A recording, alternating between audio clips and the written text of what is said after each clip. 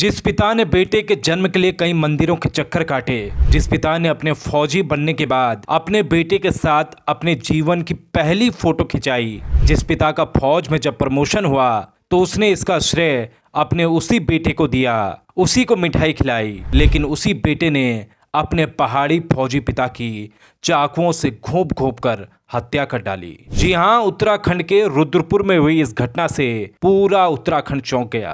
पिता को पता ही नहीं चला कब उसका मासूम बेटा नशे की गिरफ्त में चला गया और एक दिन उसकी ही हत्या कर डालेगा। दरअसल बीती रात बेटा भजमन गिरी ने शराब पीकर घर में झगड़ा किया। इस दौरान पिता दीवान गिरी बीच बचाव करने मौके पर पहुंचे तो बेटे भजमन गिरी ने पिता पर चाकुओं से हमला कर दिया। पिता ये सब होता देख चौंक गए। उनकी आंखों में वही दिन याद आ रहे थे जब बेटे की उंगली पकड़कर उसे चलना सिखाया था और आज वही बेटा उन्हीं के चाकू घूंप रहा था। इसके बाद खून से लथपथ दीवान गिरी वहीं गिर पड़े। उनकी आंखों में आंसू छलक रहे थे। बाद में उन्हें अस्पताल ले जाया गया, लेकिन तब तक उनकी मौत हो चुकी थी। पिता की मौत के बाद छोटे बेटे अंकित ने पुलिस को फोन कर घटना की जानकारी दी, जिसके बाद पुलिस मौके पर पहुंची और आरोपी भजमन गिरी को गिरफ्तार कर लिया।